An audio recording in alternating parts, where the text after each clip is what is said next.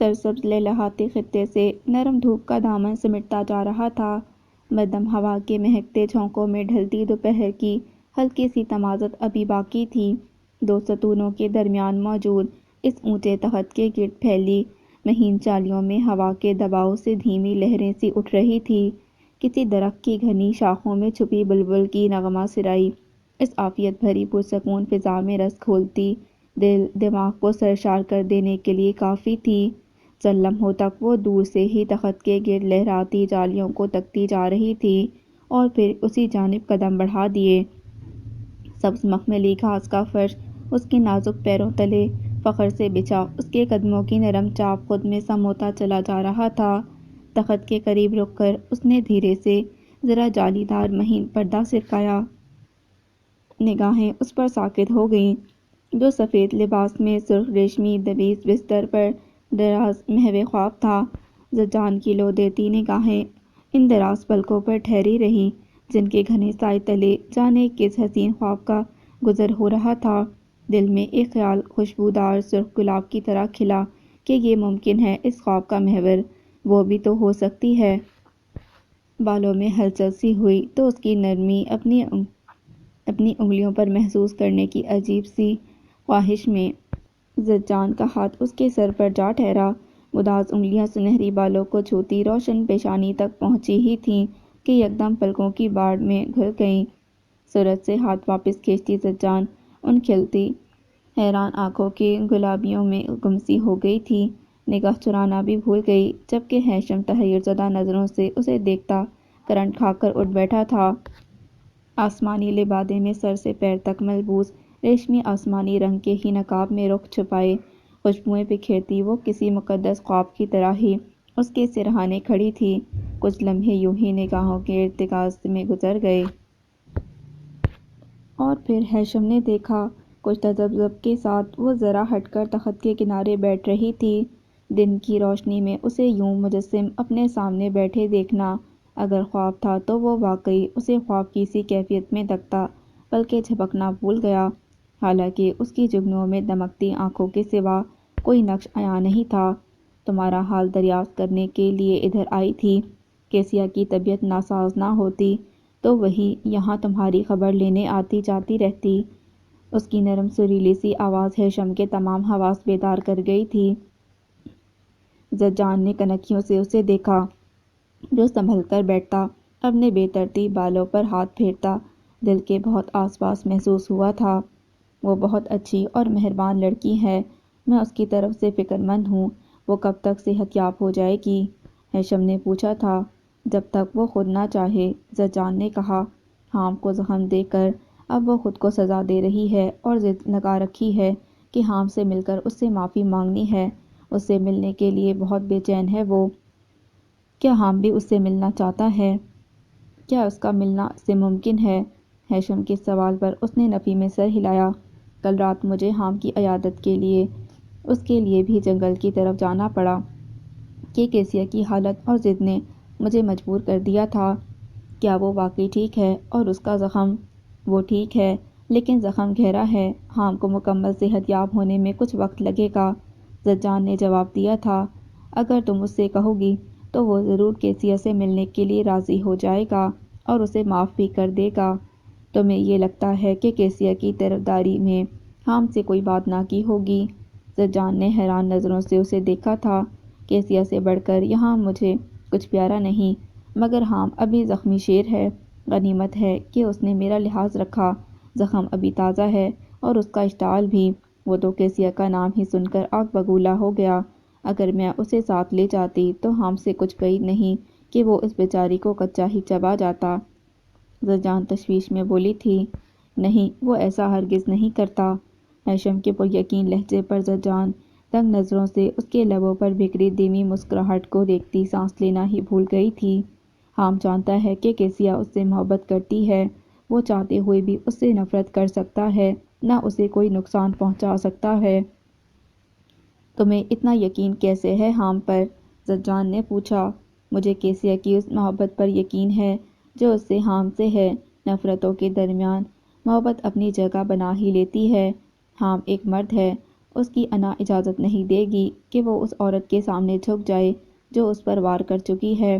حام کو اس کے لیے راضی کرنے سے بہتر ہے کہ کیسیا کو ایک بار اس کے پاس بھیج دو۔ حام جھک نہیں سکتا مگر اس عورت کو نظر انداز نہیں کر سکتا جو اپنی جان کی پرواہ کیے بغیر اس کی طرف دوڑی چلی جائے۔ ہیثم کی سنجیدہ لہجے پر وہ چند لمحوں تک خاموشی سے اسے دیکھتی رہی تھی۔ فرض کرو اگر کوئی ایسی ہی عورت جو دنیا کے ہر شے ہر تعلق کو چھوڑ کر جان ہتھیلی پر رکھے تمہاری طرف صرف تمہارے لیے آئے تو کیا تم بھی اس کی قدر کرو گے؟ تم میرے بارے میں سب کچھ جانتی ہو، کیا تمہیں اندازہ نہیں ہوا کہ میرے نصیب میں کسی عورت کی محبت ہے نہ وفا؟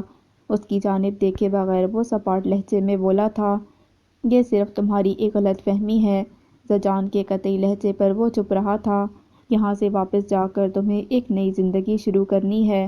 خود سے ناراضگی اور مایوسی کو ہمیشہ کے لیے ختم کر دو۔ تمہیں ایک نئے عزم، نئے حوصلے کے ساتھ زندگی میں آگے بڑھنا ہے۔ کامیابیاں تمہاری راہ تک رہی ہیں۔ میں تمہاری معالج ہی نہیں، تمہاری ہمدرد اور غمگسار بھی ہوں۔ کیا تمہیں میری باتوں پر یقین نہیں آتا؟ مجھے خود سے زیادہ تم پر یقین ہو چکا ہے زجان۔ تم تو خود امید اور عزم اور حوصلے کی مثال ہو۔ جہاں تم ہو وہاں مایوسی کا نام و نشان بھی نہیں ہو سکتا۔ ہیثم کے لفظوں نے زجان کی آنکھوں کے دیے مزید روشن کر دیے تھے۔ زجان، اپنے مرتبے، اپنے مقام کو میرے لیے نظر انداز کر کے تم نے جو کچھ میرے لیے کیا ہے وہ میں آخری سانس تک نہیں بھلا سکتا۔ تمہارے لفظوں میں، تمہارے لہجے اور زبان کی تاثیر نے مجھے تاریکیوں سے نکال کر زندگی کی ایسی ہری بھری شاہراہ کے سامنے لے جا کھڑا کر دیا ہے کہ میں اب خود بھی اس شاہراہ پر آگے بڑھنا چاہتا ہوں۔ میری اس نئی زندگی میں میری ماں میرے ساتھ ہوگی، میرا گھر واقعی ایک گھر ہوگا، میں نئے سرے سے اپنا گھر بناؤں گا، میں نے جو وعدہ تم سے کیا ہے وہ ضرور پورا کروں گا۔ میں بہت خوش ہوں، تمہاری باتوں نے مجھے معتبر کر دیا ہے۔ زجان خوشی سے بھرپور لہجے میں بولی تھی، مجھے امید ہے کہ اس نئی زندگی میں تمہیں ایک ایسی محبت کرنے والی باوفا شریک زندگی ملے گی جو ایلیسیا کی بے وفائی کے تمام زخموں کی داغ تک مٹا دے گی تمہارے دل سے۔ وہ تمہارے لیے ایک بار پھر لزا کو لائے گی اور پھر لزا کبھی تم سے جدا نہیں ہو سکے گی۔ زجان سے لزا کا ذکر سن کر ایک بار پھر ہیثم کا دم درد سے تڑپ اٹھا تھا۔ اس کے دلکش درشِ نگوش میں سوگواری گھلتی دیکھ کر زجان بے چین ہوئی تھی۔ میں تمہیں اس طرح مغموم نہیں دیکھ سکتی، خوش رہا کرو، آنے والے خوشیوں بھرے وقت کو یاد رکھو بس، گزری باتوں کو نہیں۔ ہیثم کو تسلی دیتی وہ اپنی دو خادماؤں کی جانب متوجہ ہوئی تھی۔ انہیں اپنی سمت آتے دیکھ کر وہ خود ہی اٹھ کر ان کی سمت بڑھ گئی۔ ہیثم خاموشی سے اس جانب دیکھتا رہا جہاں زجان اپنی خادماؤں سے کچھ کہہ رہی تھی۔ اس کے بعد اس نے زجان کو تیز قدموں سے آہنی جالی دار سلاخوں اور پھر سفید ریشمی پردے کے پیچھے غائب ہوتے دیکھا۔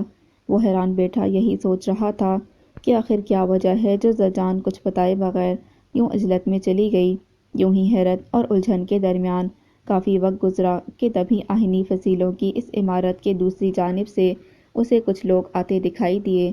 سب سے آگے چلے آتے شخص کا لباس اور آن بان سے اس کے اونچے رتبے اور اس کی اونچی تنی گردن سے اس کے غرور اور بے نیازی کا بخوبی اندازہ لگایا جا سکتا تھا۔ ہیثم کی گھبراہٹ زیادہ بڑھی نہ تھی کیونکہ اس شخص کے ساتھ کیسیا بھی چلی آ رہی تھی۔ تخت سے اٹھتے ہوئے ہیثم کو اندازہ ہو گیا کہ کیسیا کا اس معمر مگر پررعب پروقار شخص سے کوئی خاص تعلق ہے۔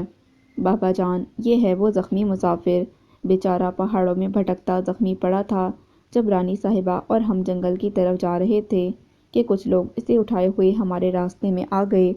میرے کہنے پر رانی صاحبہ علاج کے لیے اسے یہاں لانے پر راضی ہو گئیں۔ قریب آتے ہی کیسیا نے ہیثم کے بارے میں بتانا شروع کر دیا جبکہ اس شخص کی تیز اور جھکتی جائزہ لیتی نظروں نے ہیثم کی زبان گنگ کر دی تھی۔ ایسا کیسے ممکن ہے کہ کوئی پہاڑوں سے ہماری ریاست میں داخل ہو جائے اور ہمارے سپاہیوں کو خبر تک نہ ہو؟ مشکوک نظروں سے ہیثم کو گھورتا وہ سخت کھردرے اور ناگوار لہجے میں بولا تھا، یہ تو آپ پہرے دار سے ہی پوچھیے، ان سپاہیوں سے پوچھیں بابا جان، ہم اسے یہاں نہ لاتے تو اور کیا کرتے؟ آپ کی بیٹی آپ کی طرح ہی درد مند دل رکھتی ہے۔ کیسیا میری بیٹی، ہم دشمنوں میں گھرے ہیں، تمہیں کسی اجنبی پر آنکھیں بند کر کے بھروسہ نہیں کرنا چاہیے، تمہیں چاہیے تھا کہ پہلے مجھے باخبر کر دیتی۔ اس بار کیسیا کا باپ قدرے نرم لہجے میں بولا تھا، میں اپنی اس بھول کے لیے شرمندہ ہوں بابا جان، آپ مجھ سے وعدہ کریں یہ اجنبی صحت یاب ہو جائے تو اسے بحفاظت ریاست سے باہر نکال دیں گے۔ کیسیا کی اس بات پر ہیشم نے چونک کر اسے دیکھا، مگر وہ اپنے باپ کی طرف متوجہ رہی۔ دوسری جانب کیسیا کا باپ شمل بس ہنکار بھر کر ایک نگاہ ہیشم پر ڈالتا واپسی کے لیے پلٹ گیا تھا۔ اس کے ساتھ آنے والے محافظ اور کیسیا اس کے ساتھ ہی وہاں سے چلے گئے۔ کیسیا کی شمل سے گفتگو کو ہی سوچتا وہ الجھن میں بیٹھا تھا جب کیسیا واپس آتی دکھائی دی۔ پریشان مت ہو، اپنے بابا سے وہ سب کہنا میرے لیے ضروری تھا تاکہ وہ تمہاری طرف سے مطمئن ہو جائیں۔ تخت پر کچھ فاصلے پر بیٹھی کیسیا نے اس کی الجھن اور پریشانی دور کی تھی۔ ویسے مجھے لگتا ہے میرے بابا جان تم سے میرے ہی طرح بہت متاثر ہو گئے ہیں۔ مگر کیوں؟ کیونکہ تم ہو ہی اتنے اچھے، منفرد سے، اس ریاست کے تو ہو ہی نہیں مگر اس زمین کے بھی نہیں لگتے۔ ایسے ہی تو نہیں کیسیا نے تمہاری جھڑکیاں اور نخرے سہ لیے۔ وہ شرارت سے بولتی ہنسی تھی جبکہ ہیشم نے مسکراتی نظروں سے اس کے زرد چہرے پر پھیلی نکاہت کو دیکھا۔ حام اگر تمہاری یہ بات سن لیتا تو؟ حام کے ذکر پر کیسیا کا چہرہ مزید اتر گیا تھا۔ سن بھی لیتا تو کیا پرواہ تھی اسے، اس کا دل تو پہلے ہی میری نفرت سے بھرا ہوا ہے۔ تم اتنے یقین سے یہ کیسے کہہ سکتی ہو؟ کیا تم نے اس کے دل میں جھانک کر دیکھا ہے؟ ہیشم نے کہا تھا۔ میں نے اس کے دل میں جھانکنے کی کوشش کی تو اگلی سانس بھی لینے نہیں دے گا وہ، بجھے لہجے میں بولتی وہ ایک پل کو خاموش ہوئی پھر یکدم ہیشم کو دیکھا۔ تم زجان سے کہو مجھے حام سے ملنے کی اجازت دے دیں، تم کہو گے تو وہ بالکل بھی منع نہیں کرے گی۔ اس کے التجائی انداز پر ہیشم نے حیرت سے اسے دیکھا مگر پھر کہا، اس کا غصہ ابھی ٹھنڈا نہیں ہوا ہوگا کیسیا، ابھی اس سے ملنے کی جلدی نہ کرو، تم اس سے کوئی نقصان نہ پہنچے اسی لیے زجان محتاط ہے۔ میں نے بھی تو اسے نقصان پہنچایا ہے، مجھے اپنے نقصان کی نہیں اس کی پرواہ ہے۔ میں جب تک اپنے جرم کی معافی اس سے نہیں مانگ لوں گی چین سے نہیں رہ سکوں گی، ہمیشہ کے لیے بستر سے لگ جاؤں گی۔ کیا تم میری ہمدردی میں اتنا بھی نہیں کر سکتے؟ اس کی شکایت بھرے لہجے میں ہیشم بس اسے دیکھ کر رہ گیا۔ کسی کو میرے جذبات کی پرواہ نہیں، سب خاموش ہیں، مجھے گھٹ گھٹ کر مرتا دیکھتے جائیں گے۔ اس حام کو بھی موقع مل جائے گا دشمن کی بیٹی کی موت پر جشن منانے کا، وہ بھرائی آواز میں بولی تھی۔ ایسی باتیں سوچ کر کیوں بدظن ہوتی ہو؟ زجان کی طرح مجھے بھی تمہاری فکر ہے، لیکن جیسا تم چاہتی ہو میں کروں گا۔ ہو سکتا ہے زجان سے تمہیں اجازت مل جائے، ہیشم کو کہنا پڑا تھا۔ مجھے یقین ہے وہ تمہاری بات نہیں ٹالے گی، وہ فوراً بولی تھی۔ کیسیا تم زجان کے پاس ہی رہتی ہو، اپنے بابا کے ساتھ کیوں نہیں؟ ہیشم اچانک خیال آنے پر پوچھے بغیر نہ رہ سکا۔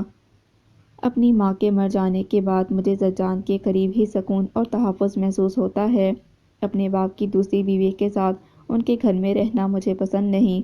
بابا بھی یہ بات سمجھتے ہیں۔ کیسیا کے جواب کو سن کر وہ خاموش رہا تھا۔ بابا جان کو تمہارے بارے میں سنگن مل گئی تھی اور میری طبیعت کی ناسازی کی خبر بھی ہو گئی تھی، شکر ہے کہ میں ان کو مطمئن کرنے میں کامیاب ہو گئی، مگر ان کی اچانک یہاں آمد نے زجان کو ضرور پریشان کر دیا ہوگا تمہارے لیے، کیسیا بولی تھی۔ مگر وہ اندر تم تک کیسے پہنچے؟ میں نے تو ان کو اندر داخل ہوتے نہیں دیکھا۔ ہیشم کو یاد آیا، ان آہنی سلاخوں میں داخل ہونے کے لیے کوئی ایک دروازہ تھوڑی ہے، بس یہاں سے ہمیشہ کے لیے باہر نکل جانے کا کوئی راستہ نہیں، نہ میرے لیے نہ زجان کے لیے۔ اس کے تلخ لہجے کو سنتا ہیشم مزید کچھ پوچھ نہ سکا تھا۔ رات سوئی جاگی کیفیت میں گزری۔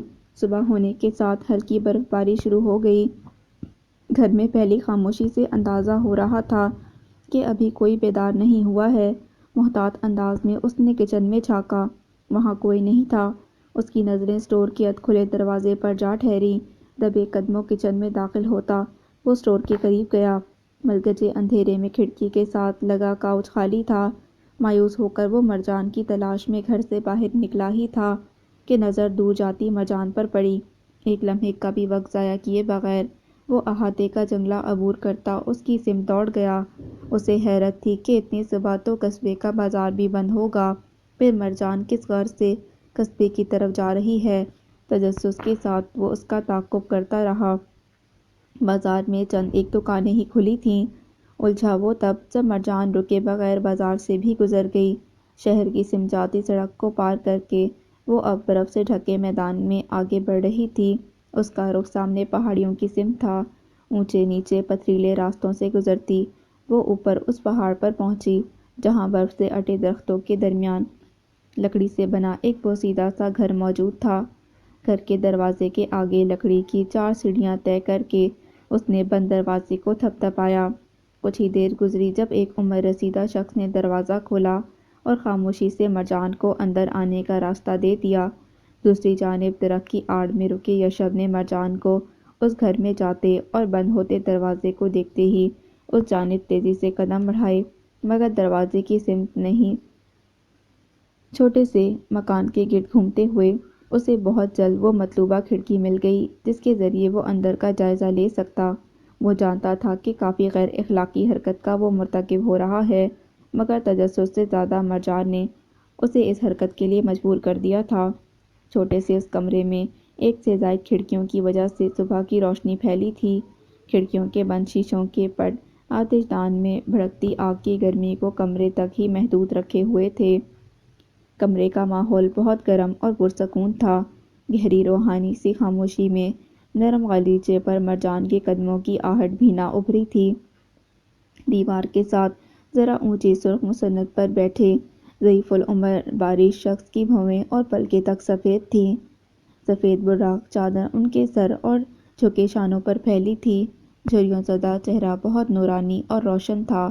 ضعیف العمری کی وجہ سے ان کے سر اور تسبیح کرتے ہاتھ میں ہلکا سا ریشہ دیکھا جا سکتا تھا۔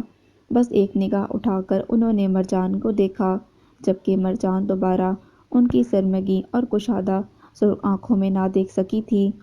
مسند کے قریب دوزانوں بیٹھتے ہوئے اس نے اپنا سر مزید ان کے سامنے جھکایا، مگر نہ وہ مرجان کی سمت متوجہ ہوئے نہ تسبیح پر حرکت کرتی ان کی انگلیاں رکیں۔ چند لمحے انتظار کرنے کے بعد مرجان نے جھکے سر کے ساتھ ہی ذرا نگاہ اٹھا کر ان کی طرف دیکھا۔ ان کے پر نور مقدس چہرے پر اپنے لیے برہمی اس کی نگاہ سے چھپ نہ سکی تھی۔ سپاٹ چہرے کے ساتھ وہ چپ چاپ پیچھے ہو کر بیٹھ گئی۔ اتنی منمانی اور سرکشی تمہارے اندر کہاں سے آئی؟ اس کی جانب دیکھے بغیر وہ دھیمے لہجے میں بولے، مگر ان کی بھاری آواز میں برہمی محسوس کی جا سکتی تھی۔ کیا کر سکتی ہوں، خون میں شامل ہے۔ غالیچے پر نظریں دوڑاتی وہ سپاٹ لہجے میں بولی، مجھے یہ مت بتاؤ مرجان، تمہارے باپ دادا نے تخت اور تاج رکھتے ہوئے بھی کبھی عاجزی نہ چھوڑی تھی؟ منمانی اور سرکشی کے سامنے انہوں نے سر تک نہ جھکایا۔ ایسا بھی کون سا گناہ کر دیا میں نے؟ پانی کا پیالہ میرا 2 گھونٹ پی لیے تو کیا برا کیا؟ مرجان کے لہجے سے ہٹ دھرمی نمایاں تھی۔ پانی کا پیالہ تمہارا تھا، مگر عنایت کیا ہوا تھا اس نصیحت کے ساتھ کہ کبھی اپنی پیاس کے لیے تم استعمال نہیں کرو گی۔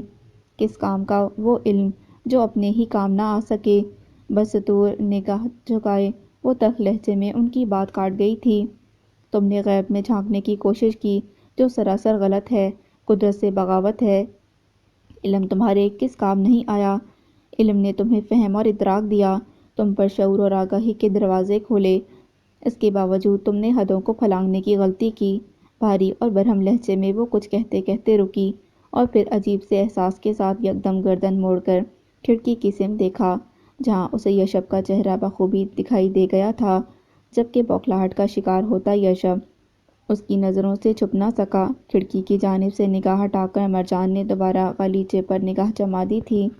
آنے والے کل میں کون آنے والا ہے، کون جانے والا ہے، اس میں مجھے یا تمہیں دخل دینے کی ضرورت نہیں۔ آگے کے لیے جو کچھ قدرت نے طے کر لیا ہے وہ خود ہی سامنے آ جاتا ہے۔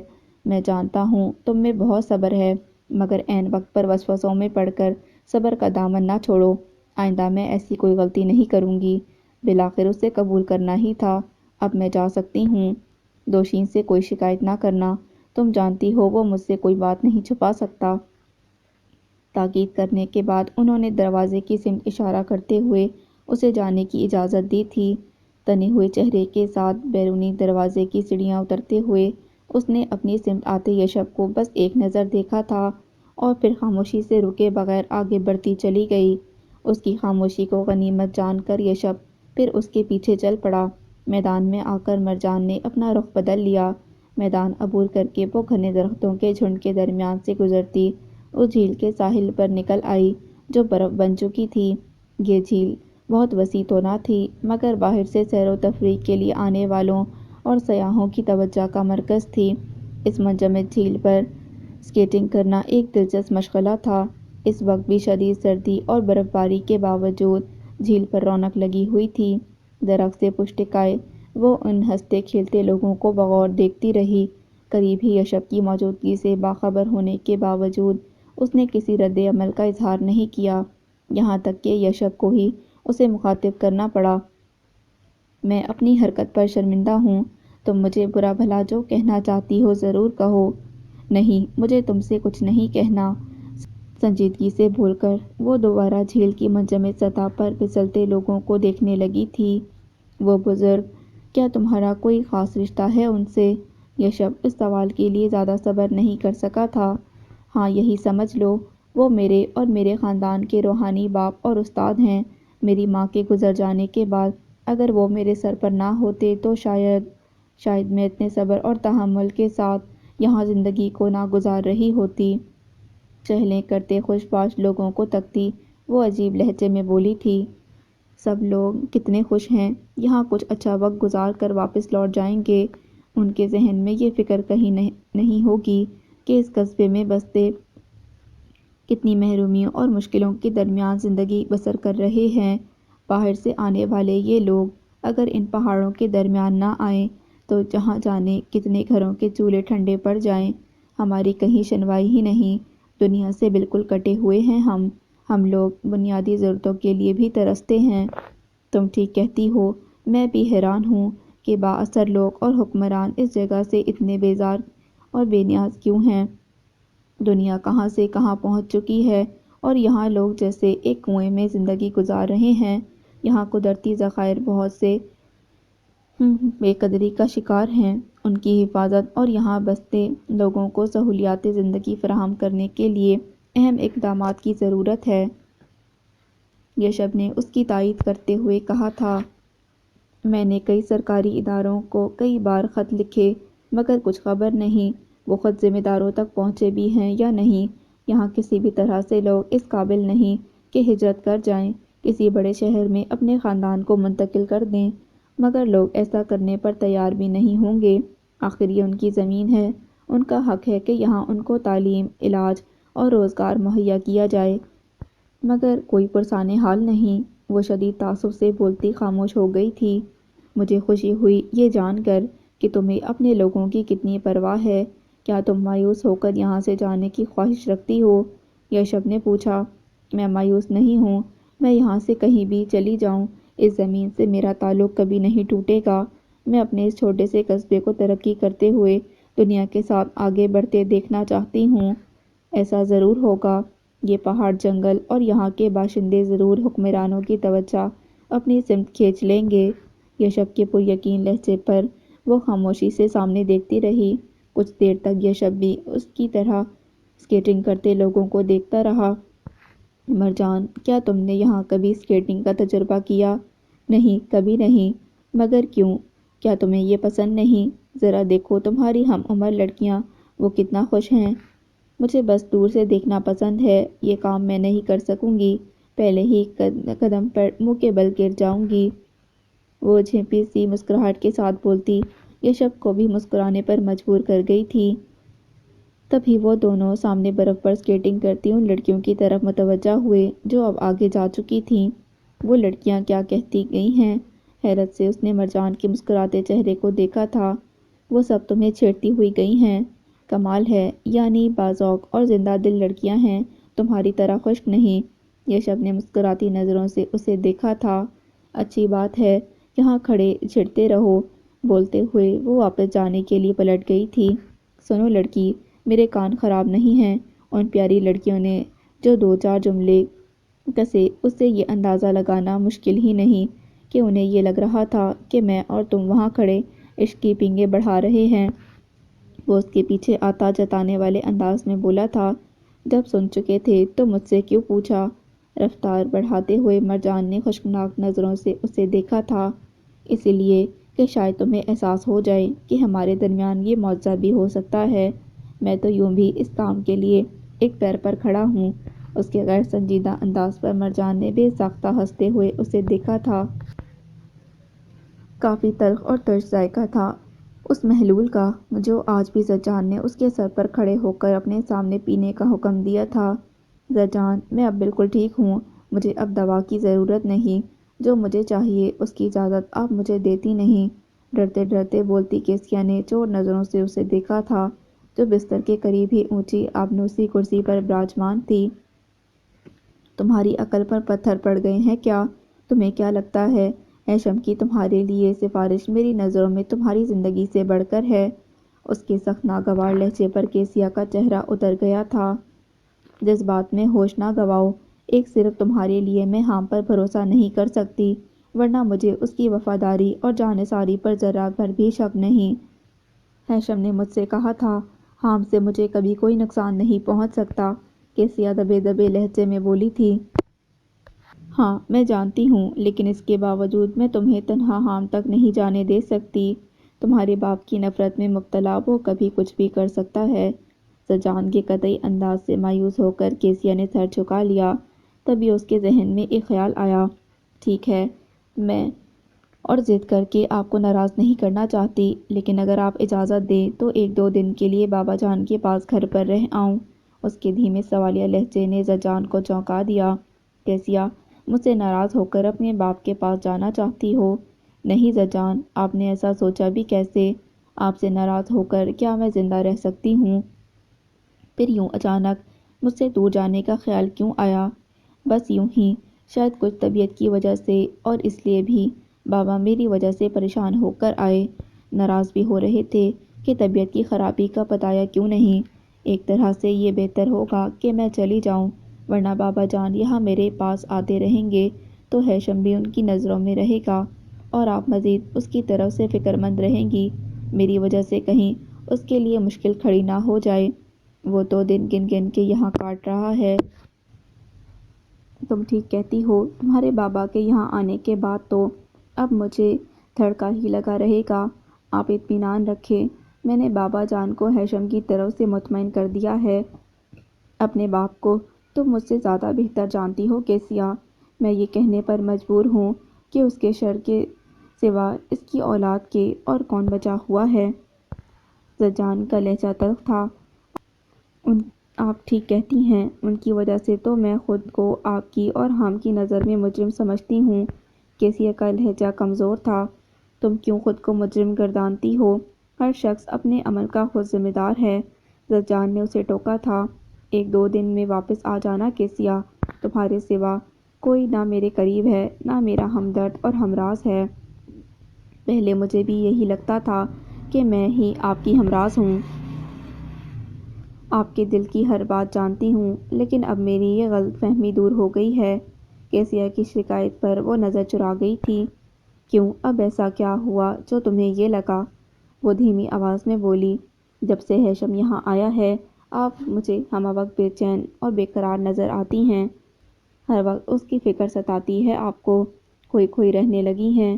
دن رات میں جانے کتنی بار آپ سب کی نظروں سے چھپ کر یہ تسلی کرتی ہیں کہ ہیشم باہر موجود بھی ہے یا نہیں۔ مجھے سب نظر آتا ہے، وجہ بھی مجھے سمجھ آ چکی ہے۔ میں آپ کے دل کی حالت سے کیسے بے خبر رہ سکتی ہوں، مگر سب کچھ آپ سے سننا چاہتی ہوں۔ کیسیا کے کریدنے والے لہجے پر وہ آنکھیں بند کیے فوری طور پر کچھ بول نہ سکی تھی۔ کیسیا کی منتظر نظریں اس پر ثاقب تھیں۔ گہری سانس بھر کر اس کی جانب متوجہ ہوتی زجان اپنی آنکھوں کی بڑھتی نمی کو ضبط نہ کر سکی تھی۔ پتہ نہیں کیسیا، یہ کیسی عجب بے چینی اور بے قراری ہے، ایسا لگتا ہے جیسے میں نے خود کو کہیں کھو دیا ہے۔ فطرت بہت خاموشی سے اپنا کام کرتی ہے، انسان کو خبر تک نہیں ہونے دیتی، کہ کب کس وقت اس کے اندر کی دنیا ہی بدل گئی اور خبر ہونے تک بہت دیر ہو چکی ہوتی ہے۔ دھندلائی آنکھوں سے غیر مرئی شے کو تکتی وہ لرزتے لہجے میں بول رہی تھی، میں بھی تو ایک انسان ہی ہوں، میں بھی فطرت کی زد میں آ چکی ہوں۔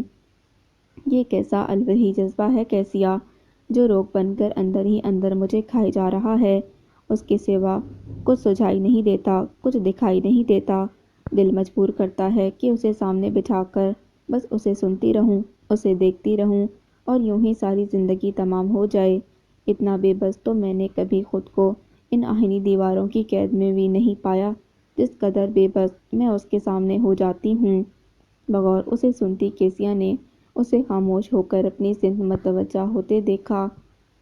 کیسیا، میں اب صحیح معنوں میں ہم کے لیے تمہاری کیفیت، تمہاری بے قراری کو سمجھ سکتی ہوں۔ میرے لیے ناممکن ہو چکا ہے اس سے دور رہنا، اس کا آنکھوں سے اوجھل ہونا میری بے چینی کو اور ہوا دیتا ہے۔ میں کیسے اسے ہمیشہ کے لیے الوداع کہوں گی، جو ہر بات سے بے خبر یہاں سے جانے کا انتظار کر رہا ہے۔ زجان، وہ بیچارہ تو خود گمشدہ ہے، اپنے ہی غم اور اپنی بیٹی کی یاد میں گمسم رہتا۔ آپ اس انتظار میں نہ رہیں کہ وہ آپ کے دل میں جڑ پکڑتے محبت کے جذبے کی خوشبو خود بخود محسوس کر لے گا۔ وہ تو وہم و گمان بھی نہیں کر سکتا کہ آپ کے دل میں اسے کیا مقام مل چکا ہے۔ کیسیا بولی تھی، پھر میں کیا کروں کیسیا، کیسے اسے سمجھاؤں کہ اس کی بے خبری مجھے کس عذاب میں مبتلا رکھے ہوئے ہے۔ یہ کیسی آگ ہے جس کی نہ تو روشنی اس تک پہنچ رہی ہے نہ تپش۔ زجان شدید اضطرابی کیفیت میں بولی، زجان، وہ اتنا ہی بے خبر نہیں ہوگا، مجھے یقین ہے۔ اس میں اتنی ہمت اور جرأت کیسے آ سکتی ہے کہ وہ آپ سے آپ کو ہی مانگنے کی بات کرے۔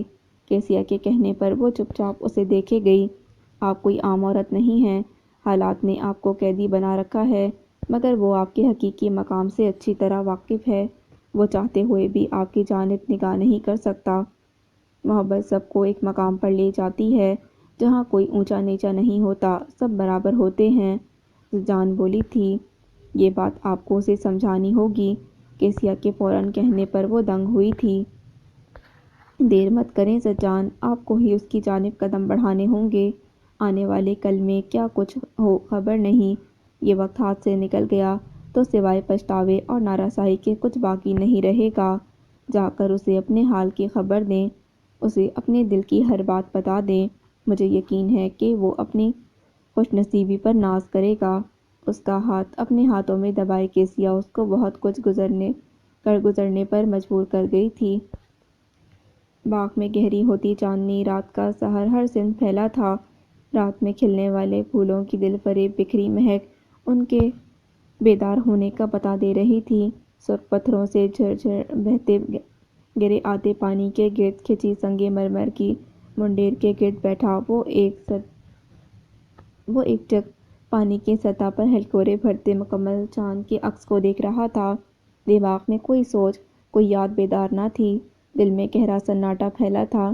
اس کی معیت اور ارد گرد سے بے نیازی یوں ہی قائم رہتی اگر پھولوں کی تیز مہک میں ایک مانوس اور مسحور کن خوشبو گھلتی اس کی تمام حسیات کو جھنجھوڑ نہ دیتی۔ چونک کر وہ اس کی طرف متوجہ ہوا تھا جو سہج سہج کر قدم اٹھاتی قریب آ رہی تھی۔ چاندنی رات میں اس کا قیمتی لباس ستاروں کی طرح جگمگا رہا تھا۔ ہیشم فوراً اپنی جگہ سے اٹھا تھا۔ بیٹھ جاؤ ہیشم، مجھے تم سے کچھ باتیں کرنی ہیں۔ دھیمے لہجے میں اسے مخاطب کرتی وہ منڈیر کے کنارے ٹک گئی تھی۔ آج بھی اس کے نقاب اور سر سے شانوں تک پھیلی چادر میں ہیشم کو صرف اس کی ستارہ آنکھیں اور پیشانی کی ہلکی سی جھلک دکھائی دے سکتی تھی۔ کیا ہمارے یہاں سے جانے کا وقت آ پہنچا ہے؟ ہیشم کے لہجے سے جھلکتی بے تابی اور اس کی اضطرابی کیفیت پر وہ چند لمحوں تک بس گنگ نظروں سے اسے دیکھتی رہ گئی تھی۔ نہیں، ہمارے یہاں سے نکلنے میں ابھی کچھ وقت اور لگے گا۔ بالآخر اسے بولنا ہی تھا۔ ہیشم کی آنکھوں کے بجھتے دیے اسے چھپے نہ رہ سکے تھے۔ وہ جو بہت ہمت کر کے اس تک آئی تھی کمزور پڑنے لگی۔ کیا باتیں کرنی ہیں تمہیں؟ اسے گمسم دیکھ کر ہیشم نے بجھے لہجے میں ہی پوچھا۔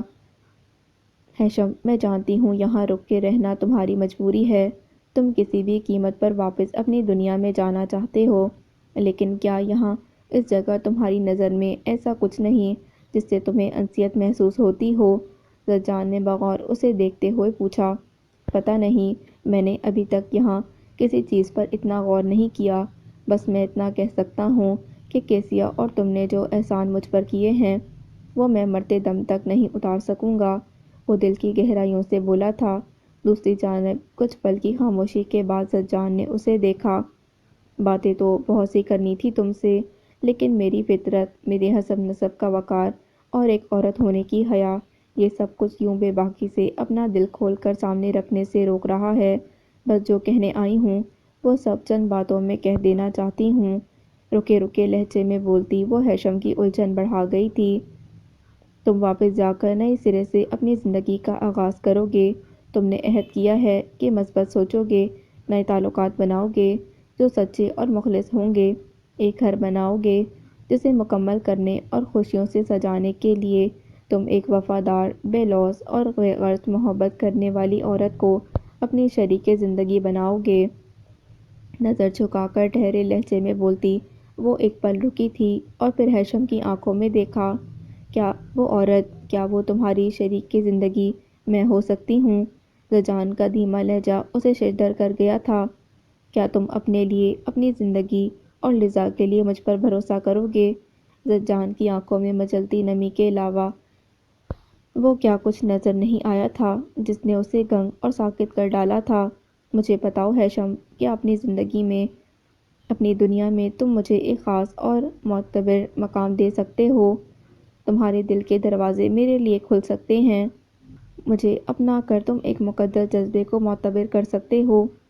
ہاں، وہ ایک دم بولتا زجان کی سانسیں، اس کی دھڑکنیں روک گیا تھا۔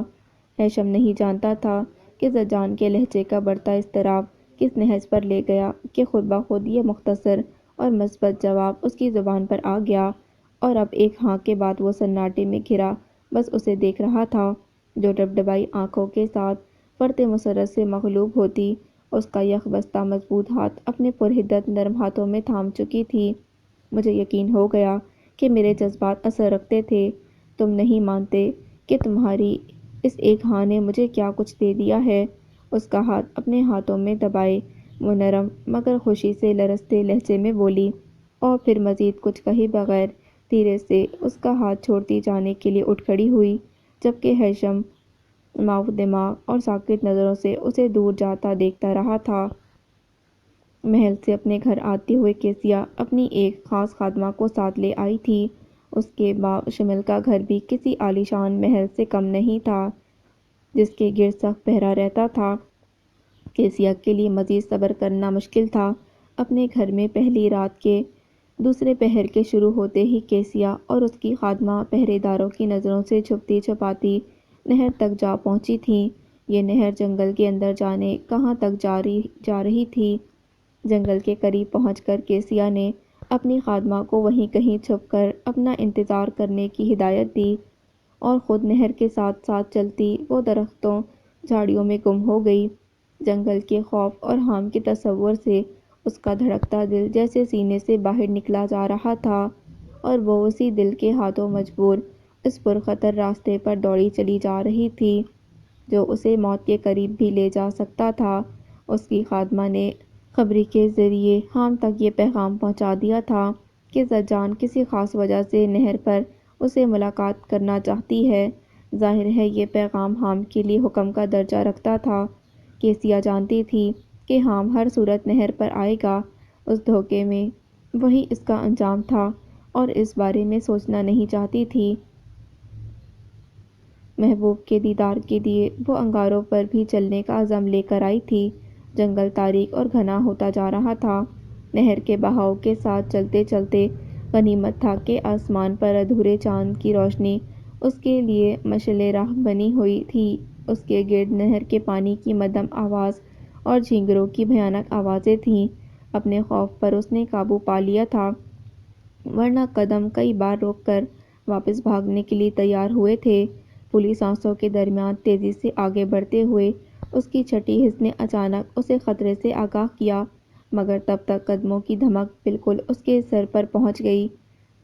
سرعت سے پلٹتے ہوئے وہ اس حملہ آور کو دیکھ نہ سکی کہ بھاری ہاتھ کی ضرب اس کے چہرے سے ٹکرائی۔ خوف اور اذیت سے بلند ہوتی، پلک شگاف چیخ کے ساتھ وہ گرنے سے خود کو بچاتی بھاگ اٹھی تھی، مگر زیادہ دور نہ جا سکی۔ تعاقب میں آتی عفریت کی گرفت میں اس کی لہراتی چادر آ گئی۔ جھٹکے سے کھینچتی چادر نے اس کے قدم اکھاڑ دیے تھے۔ منہ کے بل گرتے ہوئے اس کی پیشانی ناہموار زمین سے ٹکراتی آنکھوں کے سامنے اندھیرا لے آئی تھی۔ سن وجود اور معاف دماغ کے ساتھ زمین سے اٹھنے کی کوشش میں اس نے دھندلائی آنکھوں سے اس دھاڑتے شخص کو دیکھا تھا جو ایک وزنی پتھر کو اپنے سر سے اونچا اٹھائے اس کی طرف بڑھتا گرج رہا تھا۔ غدار کی اولاد بھی غدار، سانپ کو چھوڑو مگر غدار کا سر کچل دو۔ اس سے پہلے کہ وزنی پتھر کیسیا کا سر کچل دیتا، بجلی کی سی تیزی سے ایک سیاہ حوالہ زمین پر بے حس و حرکت پڑی کیسیا کے سامنے آتا اس شخص کو اپنے ساتھ دھکیلتا دور لے گیا تھا۔ دونوں سیاہ حوالوں کو آپس میں گتھم گتھا دیکھتی کیسیا کو جیسے ہوش آیا۔ گرتی پڑتی وہ بمشکل قدموں کو کھینچتی، خوف اور دہشت سے دوہری ہوتی، اس شور شرابے سے وحشت زدہ درختوں کے درمیان تاریکیوں میں پناہ ڈھونڈنے نکل گئی تھی۔ گھنی شاخوں سے چھن چھن کر آتی مدھم دودھیا روشنی میں سکڑی بیٹھی وہ اپنی سسکیوں کا گلا گھونٹ رہی تھی، جب ایک بار پھر اپنے نام کی بلند پکار نے اسے چونکا دیا تھا۔ کیسیا، میرے سامنے آؤ، اب کوئی خطرہ نہیں ہے، میں وعدہ کرتا ہوں تمہیں کوئی نقصان نہیں پہنچنے دوں گا، باہر آ جاؤ، میں جانتا ہوں تم یہیں کہیں ہو۔ ٹھٹک کر رکتا وہ اس کی طرف متوجہ ہوا جو اپنے قدموں پر اٹھ کھڑی ہوئی تھی۔ اس کے لہولہان چہرے کو دیکھتا وہ تیزی سے اس کی طرف بڑھا تھا۔ کیسیا نے ایک نگاہ اس کے ہاتھوں میں موجود اپنی چادر کو دیکھا اور پھر جیسے پھٹ پڑی تھی۔ تم اور تمہارے لوگ، تم سب جانور ہو، وحشی جانوروں سے بھی بدتر ہو، تم لوگ انسان کہلانے کے بھی لائق نہیں، اسی لیے جنگل میں بھٹک رہے ہو اور بھٹکتے رہو گے، یہی تم لوگوں کی اوقات ہے۔ غصے میں لرزتی وہ حلق کے بل اس پر چیخی تھی، انجام کی اسے پرواہ نہیں تھی، حام کے کسی جارحانہ رد عمل کی جو اسے توقع تھی۔ وہ اس وقت دھری کی دھری رہ گئی تھی جب حام کا جاندار قہقہ جنگل کے سکوت کو توڑتا چلا گیا۔ دنگ نظروں سے وہ ساکت کھڑی اسے تک رہی تھی جو قہقہے کے ساتھ ہنستا، بلند آواز میں ہنستا ہی چلا جاتا، ادھر سے ادھر ٹہلتا، شاید ہنسی ضبط کرنے کی کوشش میں تھا، مگر تب تک کیسیا کی حیرت اور بے یقینی عجیب کیفیت میں بدل چکی تھی۔ مبہوت زدہ سی وہ اس کے اس ہنستے کہکے بکھیرتے روپ کو دیکھتی سحر زدہ سی تھی۔ اس کی بھاری جاندار زندگی سے بھرپور ہنستی آواز روح تک کو سرشار کر گئی تھی۔ کیسیا کو اپنے چہرے کے رشتے زخم اور دکھتے جبڑے کا درد بھی بھول گیا تھا۔ اس نے چاہا کہ جنگل میں اس حزین خاموش رات کا کبھی اختتام نہ ہو اور وہ یوں ہی حام کو ہنستا کہکے بکھیرتا دیکھتی رہے، لیکن پھر اچانک یہ ہنستا مسکراتا سحر ٹوٹ گیا، وہ یکلخت ہی خاموش ہو گیا۔ چہرے کے تاثرات جانے کس خیال سے یکایک سنجیدہ ہوتے تن سے گئے۔ خاموشی کے درمیان اس نے چادر کیسیا کی جانب بڑھا دی۔ اچانک یوں خاموش کیوں ہو گئے حام؟ بے اختیار وہ 2 قدم اس کی جانب بڑھی تھی۔ تمہاری ہنسی بہت پیاری ہے حام، تم ہنستے ہوئے بہت اچھے لگتے ہو۔ اس کے لہجے اور اس کی آنکھوں سے جھلکتی محبت نے حام کو گنگ کر دیا تھا۔ خاموشی سے وہ اس کا ہاتھ پکڑے درختوں کے درمیان سے نکلتا نہر کے قریب اسے لے آیا تھا۔ حیرت سے اس کی گرفت میں اپنے ہاتھ کو دیکھتی وہ بھی گھٹنوں کے بل نہر کے کنارے بیٹھ گئی۔ میری غفلت اور غلطی کی وجہ سے ایک اور زخم تمہارے چہرے پر لگ گیا، اسے صاف کرنا ہوگا، خون بہہ رہا ہے۔ سنجیدگی سے بولتے ہوئے اس نے دھیرے سے کیسیا کے سر کے گرد ہاتھ رکھ کر اسے قدرے نہر کے چمکتے شفاف پانی پر جھکایا اور ہاتھ کے پیالے میں پانی بھر کر اس کی پیشانی کے زخم پر ڈالنے لگا۔ خواب کسی کیفیت میں کیسیا نہر کے پانی میں اپنے چہرے سے پھسلتے لہو رنگ پانی کو دیکھتی رہی، لیکن پھر اچانک ایک عجیب سی جھجک اسے جھنجھوڑنے لگی۔ دھیرے سے حام کے ہاتھ کو روک کر اس نے خود ہی نہر کے پانی کو ہاتھوں میں بھر کر چہرے پر ڈالنا شروع کر دیا۔ ناک سے بہتے خون کو روکنے میں کچھ وقت ضرور لگا تھا۔ غارت ہو جائے وہ ذلیل آدمی، میرے چہرے کا حشر بگاڑ دیا اس نے۔ میں نے کیا بگاڑا تھا اس کا؟ میں اپنے باپ کو کیا جواب دوں گی؟ وہ تو تڑپ ہی اٹھے گا میرا چہرہ دیکھ کر۔ حام کی اپنائیت اور ہمدردی نے اس کے غصے اور درد دونوں کو ہی بیدار کر دیا۔ روحان سے لہجے میں وہ بس روانی میں ہی اپنے باپ کا ذکر زبان پر لے آئی، مگر پھر زبان دانتوں تلے دبا کر اس نے حام کو دیکھا اور پھر مجرموں کی طرح سر جھکا دیا۔ چند لمحوں تک حام سنجیدہ نظروں سے اس کے جھکے چہرے کو دیکھتا رہا اور پھر دھیرے سے اس کے بھیگے چہرے کو اپنی سمت کیا۔ زخموں نے اس کے چہرے کو نہ داغدار کیا تھا نہ گہنایا تھا۔ مجھ سے زیادہ تمہارے ان زخموں پر کون تڑپ سکتا ہے؟ آخر یہ زخم تم نے میرے لیے ہی تو برداشت کیے ہیں۔ سمجھو وہ غارت ہو چکا ہے، اس کی جرات کی سزا میں اسے دے چکا ہوں۔ کیا تم نے اس کی جان لے ڈالی؟ کیسیا نے خوفزدہ نظروں سے اسے دیکھا تھا۔ کاش میں اس کی جان لے سکتا، مگر پہلا اور آخری موقع دینا پڑا ہے۔ میں قسم کھاتا ہوں کہ اب اگر میرے لوگوں میں سے کسی نے بھی تمہاری طرف ٹیڑھی نظر بھی کی تو میں اس کی آنکھیں نکال دوں گا۔ کسی نے تمہارے سائے کو بھی اگر چھونے کی کوشش کی تو میں اس کے ہاتھ ہی نہیں اس کی گردن بھی تن سے جدا کر دوں گا۔ اس کے دھیمے لیکن بھپرے لہجے نے کیسیا کو دنگ کر دیا تھا۔ حام، کیا یہ واقعی تم ہو؟ اگر یہ تم ہو تو اب تک کہاں گم تھے؟ کیسیا کی آنکھیں آنسوؤں کی نمی سے دھندلانے لگی تھیں۔ اس حام کو تو بہت پہلے ہی میں نے اپنے اندر ہی کہیں گم کر دیا تھا کیسیا، مگر تم نے اس حام کو کھوج لیا۔ میں کب تک چھپ سکتا تھا، کب تک بچ سکتا تھا تمہاری محبت سے؟ اس کی آنکھوں میں دیکھتا وہ گمبھیر لہجے میں بولا تھا۔ مجھے معاف کر دو حام، مجھ سے بہت بڑی غلطی سرزد ہوئی ہے۔ تم پر شک کر کے، تمہاری جان لینے کی کوشش کر کے میں نے ایک پاکیزہ جذبے کو شرمسار کر دیا۔ بے چینی حد سے گزرنے لگی تھی، اسی لیے جھوٹا پیغام بھیج کر تمہیں یہاں بلایا۔ نظر جھکائے ندامت سے بولتی وہ اس لمحے چھپ سی گئی جب حام خاموشی سے اس کے سامنے اٹھ گیا۔ دوسری جانب ساکت بیٹھی کیسیا چونک اٹھی جبکہ حام نے اس کی چادر اس کے سر پر ڈال کر اسے شانوں سے تھامتے اپنے مقام پہ اٹھایا تھا۔ ایک تمہیں ہی پورا حق ہے میری جان لینے کا، یہ حق تم سے حام خود بھی نہیں چھین سکتا، اسی لیے کبھی کسی بھی چیز کے لیے مجھ سے معافی مانگنے کی تمہیں ضرورت نہیں۔ اور جہاں تک بات مجھے یہاں بلانے کی ہے تو میں پہلے ہی سمجھ چکا تھا کہ مجھے یہاں بلانے کی بے وقوفی صرف ایک تم ہی کر سکتی ہو۔ اس کے گہرے سنجیدہ لہجے پر کچھ خفیف سا ہو کر کیسیا نے نگاہ اٹھائی، مگر زیادہ دیر تک اس کی گہری نظروں کی تاب نہ لا سکی۔ کیسیا، اس کے دھیمے لہجے میں جانے کیا کچھ تھا جسے محسوس کر کے کیسیا کے سبھی رخساروں پر گلاب کے رنگ کھل اٹھے تھے۔ یہ بکھرے رنگ حام کی نگاہوں سے بھی نہ چھپ سکے تھے۔ یقیناً وہ اس سے کسی خوشگن اقرار کی توقع رکھتی، اس کی منتظر تھی۔ کیسیا، اپنے باپ کی محبت میں اگر تم مجھے قتل کر دو تو بھی میرا خون تمہیں معاف ہوگا۔ حام کے خطرناک سنجیدہ لہجے پر کیسیا کے چہرے کے سب رنگ اڑ گئے تھے۔ سراسیمگی سے اس نے حام کی طرف دیکھا۔ بس اتنا یاد رکھنا کہ تمہاری محبت ہونے سے پہلے میں ایک باغی ہوں جس کے ہاتھوں بہت جلد تمہارا باپ قتل ہوگا۔ سرد لہجے میں وہ بڑی بے رحمی سے یہ سپاک سچ اسے یاد دلاتا اسے برف بنا گیا تھا۔ باپ کا خیال آتے ہی اس کا چہرہ لٹھے کی مانند سفید پڑ گیا۔ اپنے شانوں کے گرد حام کی بڑھتی گرفت میں اس کی سانسیں رکنے لگی تھیں۔ بغور اس کے چہرے پر بکھرتی وحشت کو دیکھتے ہوئے حام نے کسی جذبے سے مغلوب ہو کر دھیرے سے اسے اپنے قریب کرنا چاہا تھا کہ بروقت وہ دور ہوتی اس کے ہاتھ اپنے شانوں سے ہٹا گئی تھی۔ بہت دیر ہو چکی ہے، مجھے واپس جانا ہوگا۔ اس سے نگاہ ملائے بغیر وہ لڑکھڑاتے لہجے میں بولتی واپس جانے کے لیے جس قدر تیزی سے بلٹی حام نے اسی تیزی سے اس کا ہاتھ روک لیا تھا۔ تم میرا حال پوچھنے آئی تھی، جاننا نہیں چاہو گی تمہارا لگایا ہوا زخم بھرا بھی ہے یا نہیں؟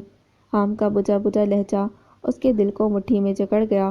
وہیں باپ کی محبت کی ٹھاٹھے مارتا سمندر اس کی آنکھوں میں امٹ آیا، عجیب بے بسی اور لاچاری کا دو رہا تھا۔ راستہ بہت کٹھن ہے کیسیا، اور مجھے تم پر بہت بھروسہ ہے۔ جانتا ہوں تم ہر حال میں سچ اور حق کا ساتھ دینے والوں میں سے ہو۔ اس کی آنسو انگلیوں میں سمیٹتا وہ بہت دھیمے لہجے میں بولا تھا۔ چلو میں تمہیں جنگل کے باہر لے جاتا ہوں۔ اس کا ہاتھ تھامے آگے بڑھتا وہ اس کے ہاتھ کو اپنی گرفت میں برف کی طرح سرد ہوتا محسوس کر سکتا تھا۔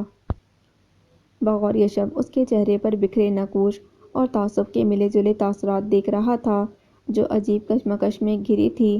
یہ شب اس کے ہی کچھ بولنے کا منتظر تھا۔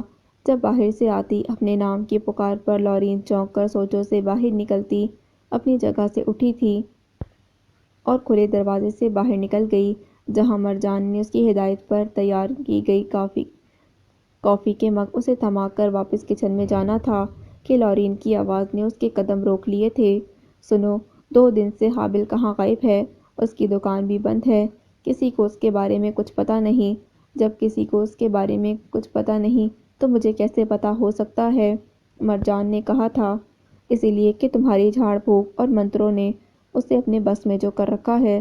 تمہاری مرضی، تمہارے مشورے کے بغیر وہ کوئی قدم اٹھائے بغیر نہیں رہ سکتا۔ بتاؤ مجھے کہاں چلا گیا ہے وہ؟ لورین زہر خون لہجے میں بولی۔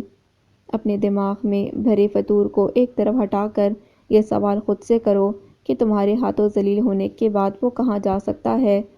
مرجان سرد لہجے میں بات مکمل کرتی وہاں سے چلی گئی، جبکہ لورین لٹکتے منہ کے ساتھ واپس کمرے میں آ گئی جہاں یشب منتظر تھا۔ کیا ضرورت تھی اس سے تکرار کرنے کی؟ میں کسی بھی بہانے سے پوچھ لیتا اس سے حابل کے بارے میں۔ یشب نے مسکراتی نظروں سے اسے دیکھتے ہوئے اس سے کافی کا مگ لیا تھا۔ بڑی کایا ہے، کبھی نہیں اگلے گی، آخر ہے نا سوتیلی، ورنہ کچھ تو کبھی تو خیال کرتی کہ میں اس کی چھوٹی بہن ہوں۔ لورین کلس کر بولی۔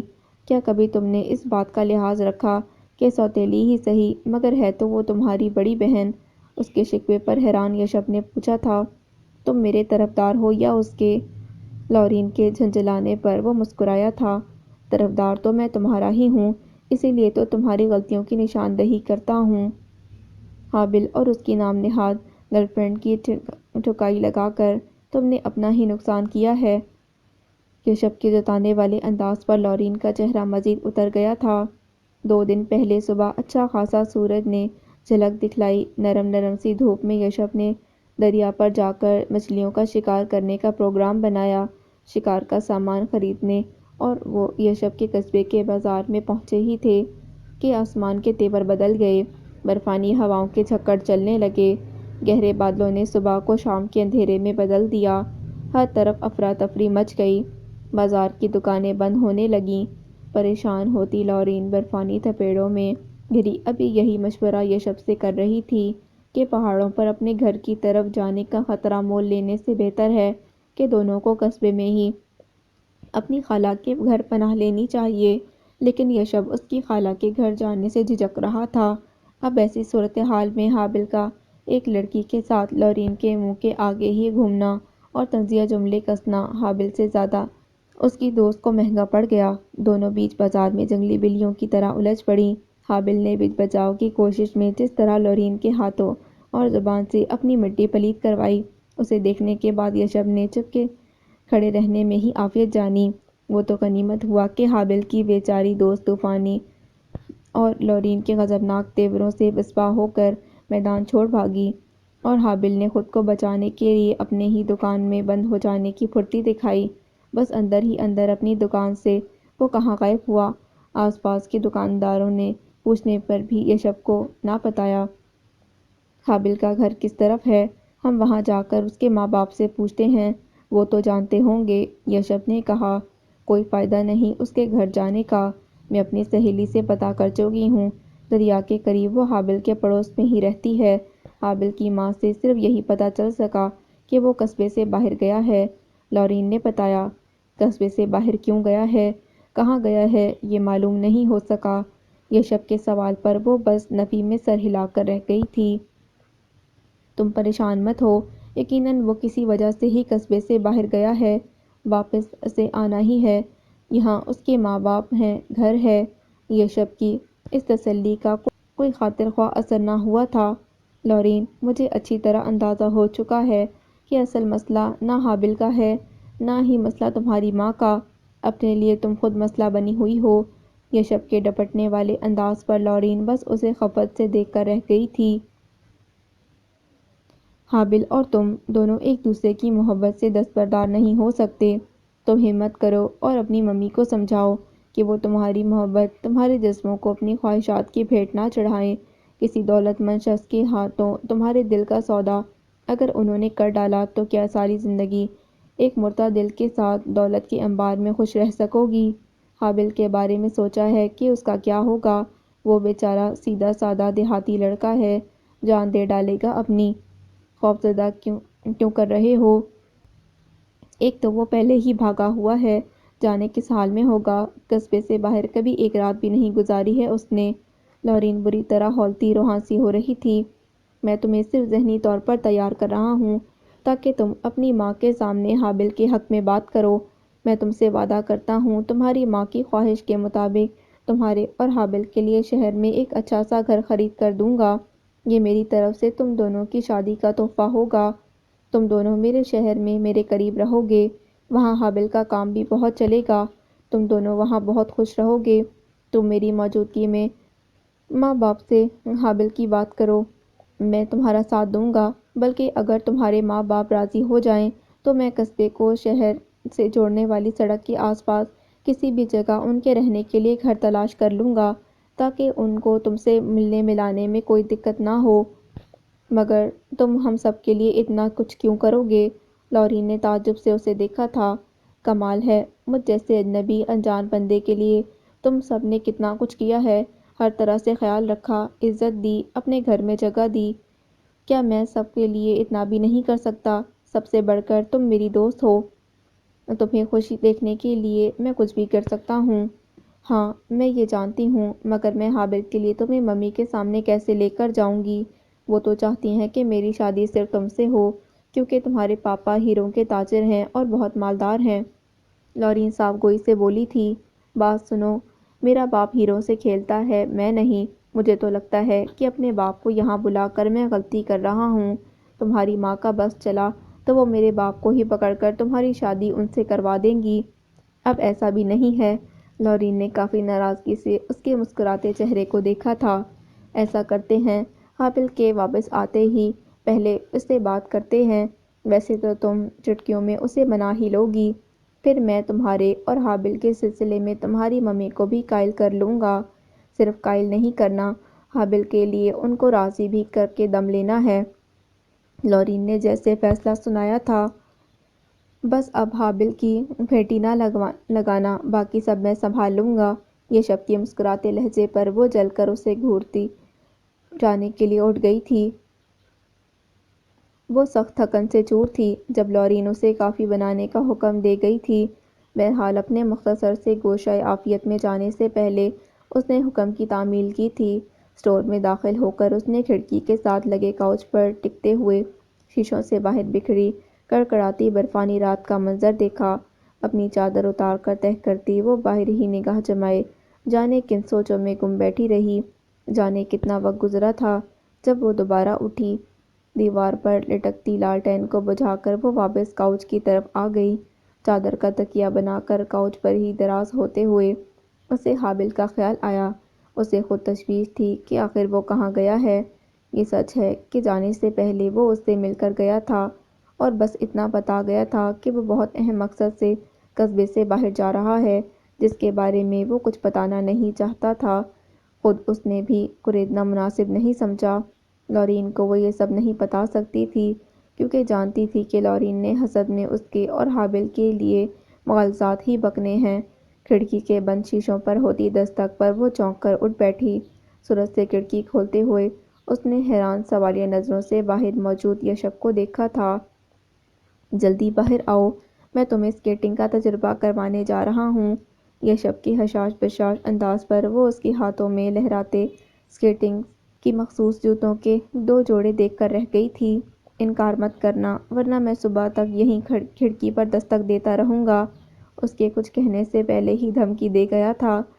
برف باری رکی ہوئی تھی، آسمان صاف اور چاند ستاروں سے روشن تھا۔ چمکتی سفید برف کی بھاری تہوں پر دھنستے قدموں کے ساتھ وہ دونوں قصبے کی طرف جا رہے تھے۔ رات بہت خاموش اور پرسکون تھی۔ موٹر کے شور سے راستے کی فضوں کو خراب کرنا مرجان کو بھی مناسب نہ لگا تھا۔ آج مجھے لورین نے یہاں کے ایک خاص تہوار کے بارے میں بتایا جو 2 دن بعد آ رہا ہے۔ تم کچھ بتاؤ گی اس تہوار کی تفصیل؟ چلتے چلتے اچانک ہی یشب نے پوچھا۔ ہاں، ہر سال یہاں ایک مخصوص تہوار منایا جاتا ہے۔ قصبے کے باہر میدان میں میلہ لگتا ہے۔ لوگ ایک دوسرے سے ملتے ہیں، کھاتے پیتے ہیں، کھیل تماشے دیکھتے ہیں اور کچھ نئے تعلق بھی اس میں بنتے ہیں، یعنی شادی یا اس کے سلسلے میں رسمیں بھی کی جاتی ہیں، مرجان نے بتایا تھا۔ ریشمی رومال کا تعلق کس رسم سے ہے؟ یشب نے فوراً ہی دوسرا سوال کیا۔ میلے میں لڑکا کسی لڑکی کو پسند کر کے اسے ریشمی رومال پیش کرتا ہے۔ لڑکی نے رومال قبول کر لیا تو دونوں خود بخود ایک دوسرے سے منسلک ہو جاتے ہیں، کوئی اعتراض نہیں اٹھا سکتا۔ لڑکا یا لڑکی کے ماں باپ کو کوئی اعتراض ہو تو اس کے بعد میں بات کر کے معاملہ حل کیا جاتا ہے۔ ویسے تو یہ ایک رسمی کارروائی ہوتی ہے کیونکہ اکثر جوڑے اس تہوار میں رومال والی رسم اسی لیے ادا کرتے ہیں تاکہ ان کے بڑے ان کی پسند سے واقف ہو جائیں۔ یہ تو بہت اچھی رسم ہے، یعنی کسی رکاوٹ کا کوئی اندیشہ نہیں، یشب نے توصیفی انداز میں کہا۔ تم اس تہوار کو مناتی ہو میلے میں شامل ہو کر؟ نہیں، میں اس سے دور رہنا چاہتی ہوں۔ مگر کیوں؟ کیا تم نہیں چاہتی کہ کوئی ریشمی رومال تمہیں پیش کرے؟ یشب نے مسکراتی نظروں سے اسے دیکھا تھا۔ اس بارے میں کبھی سوچا نہیں، نہ ہی ابھی اس کا وقت آیا ہے۔ میری زندگی کا مقصد، میرا راستہ کوئی اور ہے۔ مجھے اپنی جڑوں تک پہنچنا ہے پہلے، باقی سب کی باتیں بعد میں۔ اس کے گہرے سنجیدہ لہجے نے یشب کو الجھا دیا تھا، مگر چاہتے ہوئے وہ بھی اس سے کوئی سوال نہ کر سکا تھا۔ اونچی نیچی برف سے ڈھکی پہاڑیوں کے درمیان سفید برف کی جھیل کا منظر اس روشن پرفسون رات میں بڑا حسین اور کسی اور ہی دنیا کا دکھائی دے رہا تھا۔ برفانی سردی سے رگوں میں جمتا لہو بھی اس جھیل کے سحر میں پگھلنے لگا تھا۔ جھیل کے کنارے اونچے پتھروں پر بیٹھتے ہوئے مرجان نے پھر اسے روکا تھا، مگر یشب انسنی کرتے ہوئے خود اسے اسکیٹنگ کے جوتے پہنانے کے لیے تیار تھا۔ تم نے کبھی ان جوتوں کو ہاتھ بھی نہیں لگایا ہے، تم خود ٹھیک سے نہیں پہن سکو گی، لہٰذا خاموش بیٹھی رہو۔ یشب کے قطعی انداز پر وہ بس اسے دیکھ کر رہ گئی تھی۔ بھاری جوتے کو اس کے پیر سے نکالتے ہوئے وہ چند لمحے اس کے پیر کی حالت دیکھتا رہا اور پھر مرجان کو دیکھا۔ تم نے ان چھالوں پر کبھی کوئی دوا لگانے کی زحمت کی ہے؟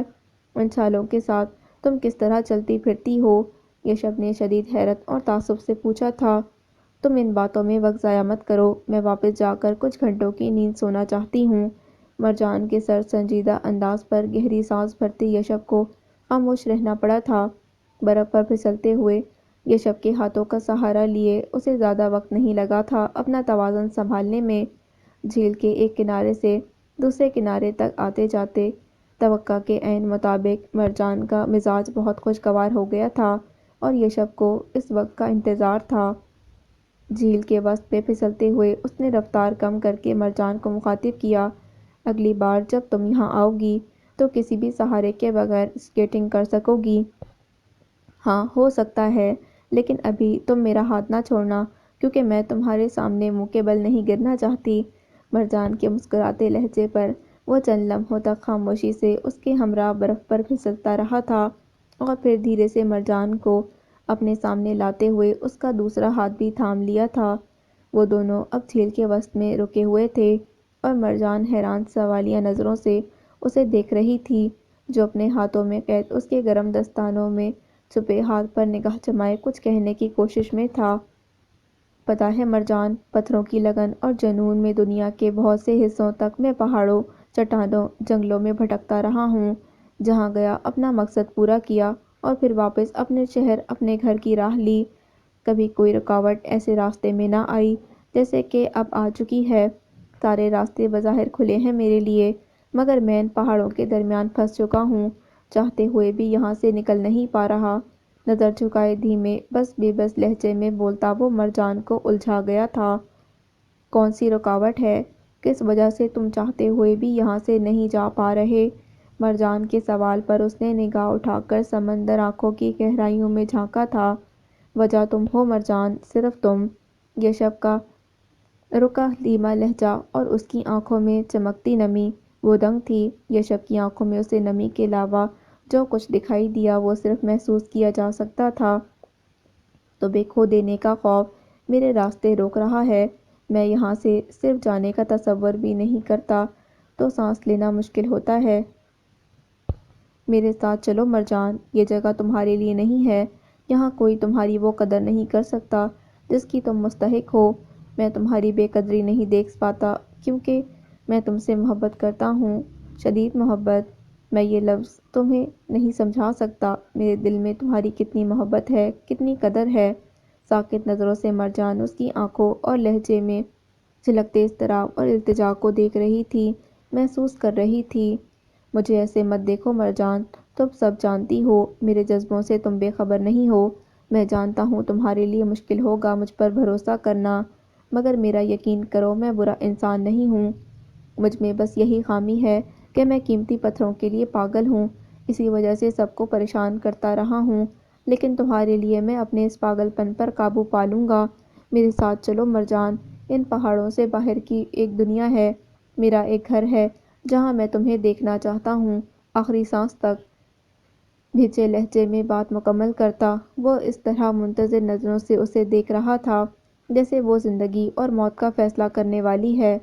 یہ شب تمہاری ان ساری باتوں اور اعترافات کے درمیان مجھے بس ایک چیز سمجھ نہیں آئی، شروع سے آخر تک تمہارا چہرہ رونے والا کیوں ہو رہا ہے؟ کیونکہ میں رونا چاہتا ہوں اپنی بے بسی پر۔ وہ یکدم اس کی بات کاٹتا جیسے پھٹ پڑا تھا۔ میں جانتا ہوں میں تمہارے قابل نہیں ہوں، میری حرکتوں نے تمہارے دل اور دماغ پر میری کوئی اچھی چھاپ نہیں چھوڑی ہوگی، پھر بھی میں تمہاری توجہ، تمہارے یقین کو جیتنے کی کوشش میں بے چین رہتا ہوں۔ تم ہر طرح سے مجھ پر قابض ہو چکی ہو، مگر اتنا ہی مجھ سے بے نیاز ہو۔ میں اپنے گھر جانا چاہتا ہوں، لیکن تم مجھے جانے بھی نہیں دے رہی۔ اس کے ہاتھوں کو مضبوطی سے تھامے وہ عجیب غصے اور غم کے درمیان بولتا چلا جا رہا تھا۔ مجھے پتا ہے تم میری محبت کو ٹھکرا دو گی، دھتکار دو گی، اپنے باپ کے ہاتھوں دھکے دے کر اپنے گھر سے نکلوا دو گی۔ مجھے پتا ہے میں واپس جا کر اپنے ماں باپ کو کیا منہ دکھاؤں گا۔ میں نے ان سے وعدہ کیا ہے کہ میں تمہیں ساتھ لے کر ان کے پاس جاؤں گا، پہلی بار میں ان کو کوئی خوشی دینے جا رہا ہوں، مگر تمہارا انکار ان سے اس ایک خوشی کو بھی چھین لے گا۔ کیا تم مجھے کچھ بولنے کا موقع دو گے یا اپنی ہی کہتے جاؤ گے؟ مرجان کی کچھ بلند ناگوار آواز نے اسے خاموش کر دیا تھا۔ تم نے اپنے ماں باپ کو میرے بارے میں کب بتایا اور کیسے؟ ٹیلی گرام بھیجا تھا، اس میں سب بتایا۔ اس کے لیے تم دوسرے قصبے میں گئے ہوگے، راستہ کس نے بتایا؟ مرجان نے پوچھا تھا۔ تمہارے ڈیڈی نے۔ کیا واقعی تمہارے ماں باپ یہاں آئیں گے؟ ہاں، اسی لیے تو تمہارے ڈیڈی مجھے یہاں برداشت کر رہے ہیں۔ اس کے بجھے لہجے پر وہ فوری طور پر کچھ بول نہ سکی تھی۔ تمہاری خاموشی کو میں کیا سمجھوں مرجان؟ اس کے ہاتھوں پر یشب کی گرفت بے جان ہونے لگی تھی۔ تمہیں یہاں سب کی پرواہ ہے، سب کا خیال ہے، نفرت اور جھڑکیوں کو سہتے ہوئے تم سب کی خدمت میں لگی رہتی ہو، سب کو آرام پہنچانے کے لیے دن رات مشقت کرتی ہو، لیکن میری محبت کے لیے دو لفظ بھی نہیں تمہارے پاس۔ اس کے ٹوٹے بکھرے لہجے پر مرجان نے بغور اس کے چہرے پر پھیلی اذیت کو دیکھا تھا۔ یشب، کیا یہ بہتر نہیں ہوتا کہ تم اپنی دل کی بات 2 دن بعد آنے والے تہوار میں یہاں کے رسم و رواج کے مطابق مجھ سے کرتے؟ مرجان کے سنجیدہ سوالیہ لہجے نے اسے ششدر کر دیا تھا۔ کم از کم زندگی میں مجھے کبھی یہ حسرت نہ ہوتی کہ مجھے کسی نے ریشمی رومال نہیں دیا۔ مطلب یعنی اگر میں 2 دن بعد ریشمی رومال کے ساتھ تم سے تمہارا ہاتھ مانگوں گا زندگی بھر کے لیے، تو تم میری محبت سے راضی ہو جاؤ گی، مجھے قبول کر لو گی؟ وہ شدید بے یقینی سے پوچھ رہا تھا۔ ابھی کیا کہہ سکتی ہوں، یہ تو 2 دن بعد ہی معلوم ہو سکتا ہے، وہ اسی سنجیدگی سے بولی تھی۔ تو پھر ابھی میں کیا کروں؟ اس کے خوفزدہ انداز پر مرجان نے گہری سانس بھر کر اسے دیکھا تھا۔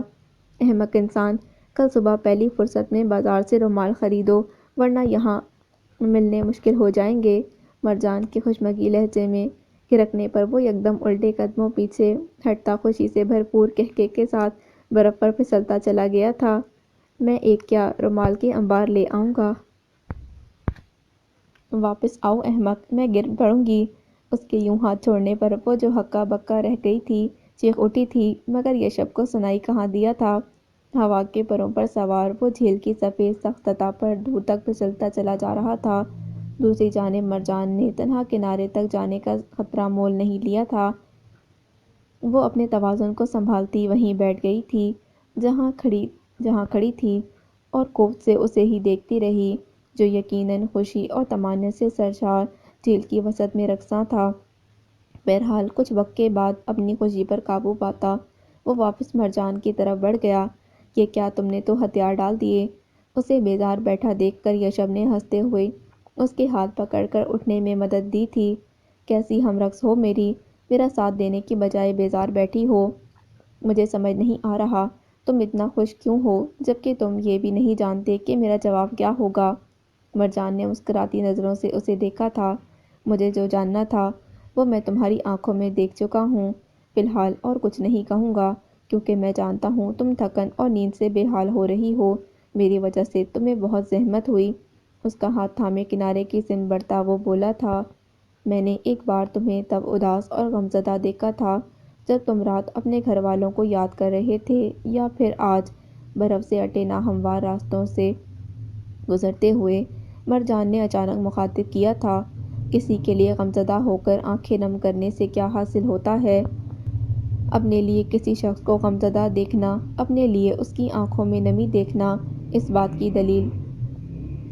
کی دلیل ہے کہ ہم اس شخص کے لیے کتنے اہم، کتنے ضروری ہیں۔ جس سے محبت ہو اس کے لیے آنکھیں نم کرنے میں کوئی قباحت نہیں۔ آنسو محبت کو کمزور نہیں مضبوط کرتے ہیں، اسی لیے مجھے اپنے آنسوؤں کی نمی پر کوئی خجالت نہیں۔ ہلکی مسکراہٹ کے ساتھ اسے دیکھتا وہ بولا تھا، کچھ جذبے حاصل وصول سے مبرا ہوتے ہیں مرجان۔ جہاں سے آئے ہو کیا وہاں سب انسان تمہارے جیسے ہوتے ہیں؟ محبتوں کے لیے آنکھیں نم کر لینے والے، چھوٹی چھوٹی باتوں پر ہنسنے ہنسانے والے۔ مرجان کے لہجے میں کچھ رشک بھی شامل تھا جبکہ یشب کی مسکراتی نظریں اس پر ٹھہر گئیں۔ رات کی جگمگ کرتی نیلگیوں سی روشنی میں اس کا چہرہ معدوم دکھائی دے رہا تھا۔ بہت سے ہو سکتے ہیں مجھ جیسے، مگر وہاں تم جیسا کوئی نہیں ہو سکتا، یہ میرا یقین ہے۔ اس کے ٹھہرے ٹھہرے لہجے پر وہ بس اسے دیکھ کر رہ گئی تھی۔ مرجان، ان پہاڑوں سے دور بسی دنیا میں حلق تلفیوں کا دستور ہے، خود غرضیوں کا رواج ہے۔ وہاں تم سا کوئی کیسے ہو سکتا ہے؟ پھر بھی تم ایسی دنیا میں لے جانا چاہتے ہو؟ نہیں، اس دنیا میں موجود اپنی چھوٹی سی دنیا میں تمہیں لے جانا چاہتا ہوں، جہاں محبت کی بارشوں میں چاہتوں کے پھول کھلتے ہیں۔ یشب کے دھیمے گمبھیر لہجے پر مرجان نے اس کی آنکھوں میں دیکھا اور پھر مزید کوئی سوال نہ کر سکی۔ کبھی کبھی کوئی سوال کرنے کی نوبت ہی نہیں آتی کہ جواب پہلے سے ہی ازبر ہوتے ہیں۔ سورج کی رو پہلی کرنوں کی طرح روشن اور اجلے۔ تمہیں کیسا لگا پہلی بار اسکیٹنگ کرنا؟ میرے لیے تو میری زندگی کا یہ اسکیٹنگ کا سب سے خوبصورت تجربہ تھا، کیونکہ تم میرا ساتھ دے رہی تھیں۔ یوں لگ رہا تھا جیسے ہم برف کی جھیل پر محو رقص ہیں۔ پتہ نہیں یہ ماجرا کیا ہے، تم میرے قریب ہوتی ہو تو خاموش فضا بھی سر بکھیرتی دکھائی سنائی دیتی ہے۔ یہ منظر جھومتا نظر آتا ہے، متعجب انداز میں بولتا وہ اسے بے ساختہ مسکرانے پر مجبور کر گیا تھا۔